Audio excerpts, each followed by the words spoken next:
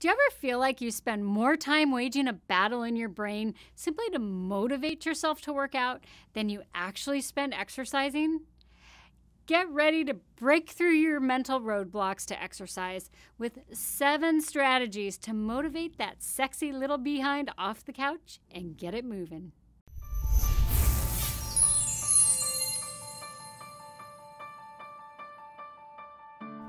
Whether you've become a fitness fanatic who's passionate about exercise after weight loss surgery, someone with what I call exercise amnesia who feels you don't need exercise because you get by just fine without it, or if you fall somewhere in between the two, here's the deal. There's no free pass when it comes to exercise. The benefits to your physical and mental health are enormous. Now, one important note before we get started. Touch base with your medical team to make certain your fitness routine is doctor approved. Okay, so let's dig into the 7 tips to get your butt to the gym, the sidewalk, the park, or wherever you plan to get your fitness groove on. 1. You don't have to be perfect. Do you get hung up on how you look working out? Listen, I totally get it. I've never been what you would call athletically graceful. I remember the mandatory annual president's physical fitness test in grade school PE. The instructor would measure your fitness in 5 key activities. Oh yeah, and they'd weigh you in front of everybody too, like that was helpful. For me, I always felt like this test was an exercise in humiliation. I mean, in chin-ups, which for girls was simply counting how many seconds you could hold your chin above the bar, my record time was 2 seconds. Only because the PE teacher padded my time. The 1-mile run, I usually crossed the finish line in the bottom 3.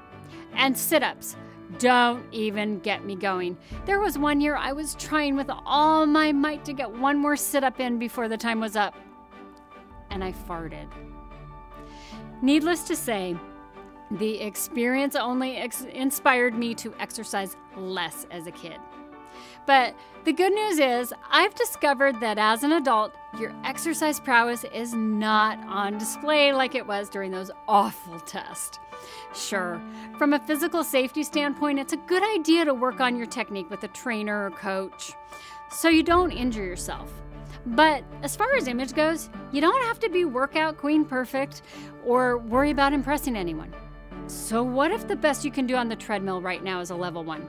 So what if you have to slow down to catch your breath after 5 minutes? So what if you're struggling to lift 5 pounds? You've got to start somewhere, and taking action is half the battle. Exercise is about you, and well, like Nike so wisely touts, just doing it. As long as you do the workout and give it your best effort, then you can walk away proud that you did it.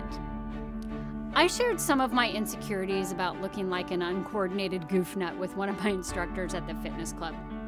She gave me the lowdown. It turns out most people in workout classes, at the gym or on the trail, are not paying any attention to you. They're focused on themselves, worried about their own performance, their own form, their own goals, and frankly, just trying to get through. Seriously, take a closer look the next time you're at the gym and you'll discover that everyone is busy checking themselves out in the mirror as they're working out. They are so not looking at you. So remember, success in your fitness program is about taking action consistently, not achieving perfection. 2, set fitness goals. One thing about fitness is that you can't keep doing the same old. Your body's a bit too smart for that. It's important to keep it challenged.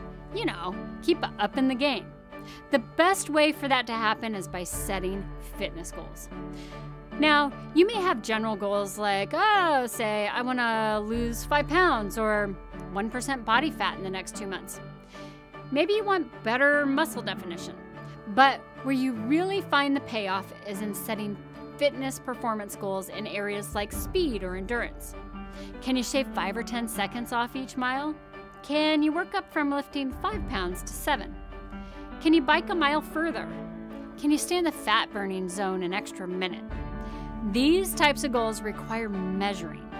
Think about using a fitness app on your phone, a step counter, or a wearable fitness tracker like a MyZone or a Fitbit. Whatever works for you. Don't get sucked in by complacency. It's easy to fall into a comfortable routine. Stretch yourself by setting fitness goals so you not only gain in health, you gain in performance. 3. Understand it's not supposed to be easy. I used to think athletes were so lucky. I figured they were born with something I wasn't. I mean, after all, working out is easy for them. It comes naturally, right? Wrong. When my husband was studying mindset, he decided to speak to athletes to find out what makes them different. He was shocked to discover that it's hard being an athlete. Many of them don't necessarily like working out every day. Sometimes they don't even enjoy their sport in the heat of competition. For instance, the marathoner might be cursing nearly every mile with lungs on fire, legs feeling like jello, thinking, when will this torture end? It's the winning, the results, the satisfaction that comes from finishing that keeps so many of them going. They're focused on the result and how it makes them feel. The endorphins, the confidence, the increased energy, the health benefits. Discovering that was a big eureka for me. It took away the excuses. No more saying, oh, it hurts, or I'm not athletic, my bad knee gets in the way. Nope, no excuses, because it's not supposed to be easy. It shifted my focus to how awesome I'm gonna feel when I finish. 4, mix it up. Your fitness routine can quickly make you feel like you're in a rut if you don't mix it up to keep it interesting and make it fun. When I first started working out after weight loss surgery, I was pretty much glued to the treadmill. I was doing an hour a day, 6 days a week. It was exciting getting faster and increasing the challenge. However, after a while, it got kind of boring. I found it was harder and harder to get my butt to the gym. One day, I did something that made me uncomfortable. I tried spin class. It was the most fun I'd had working out in weeks. Then I tried different machines. Then a tennis class with a friend.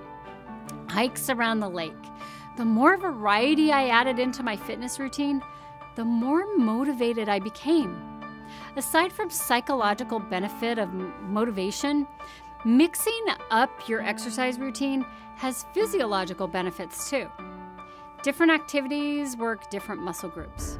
It can also help break through weight plateaus. So mix it up. Aerobic, strength building, stretching, balance, indoor, outdoor, in the water, on the water, sun, snow. You get the picture.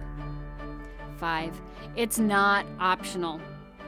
Going to work is not optional if you want to get paid. If you're a parent, taking care of your kids is not optional. Breathing? Not optional.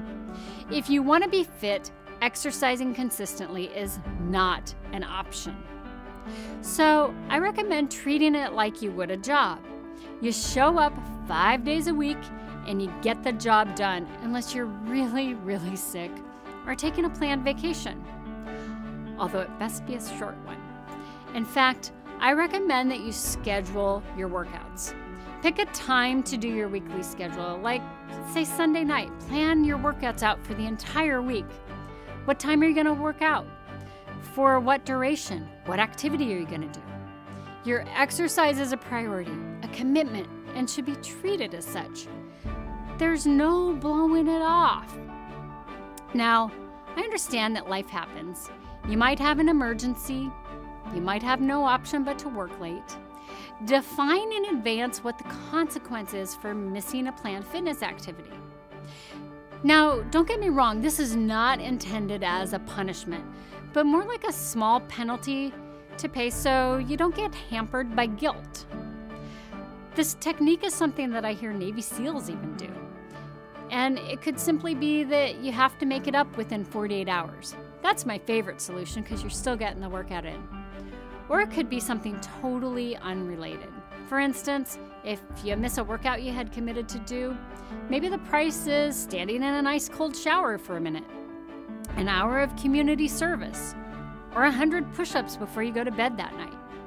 This is important because when there's a consequence for missing your fitness activity, then you can let it go and be done with it. There's no beating yourself up mentally. 6, partner with people. Are you a bit worried about committing yourself to an "it's not optional" attitude? Then I suggest partnering with a workout buddy, taking classes, or even hiring a personal trainer if your budget permits. It's a lot harder to blow off working out if you're accountable to others. If you have a workout buddy and you don't show up, then you're not only letting yourself down, you're letting someone else down too. Mentally, that may be the push you need to show up. Classes are great too, especially if they're classes where people will know if you're missing. It's also very helpful on those days where you may not feel like you have the stamina to finish. I know when I'm in a spin class or in a strength building class, there's no way I'm getting up and walking out like a dog with its tail between its legs before the class is finished. No way. I'm saving face, and I'm doing this thing. I may not look pretty doing it. I may be going slower than others, but no matter what, I'm finishing. And then there's the staying power of paying for some one-on-one time with a trainer if it's in your budget. You bet they'll be hunting you down, calling, texting, emailing to find out where you are if you don't show up. Plus, you're out good money if you miss. Ouch. And hey, the social element of partnering with people adds to the fun too. 7, reward yourself. I'm a firm believer in rewarding yourself for a job well done. When I was a kid, I had my chart on a big poster board. My mom would give me those little sticky stars for meeting my household responsibilities. And she'd take them away when I dropped the ball. When I earned a specified number of stars, I knew that I'd get my reward.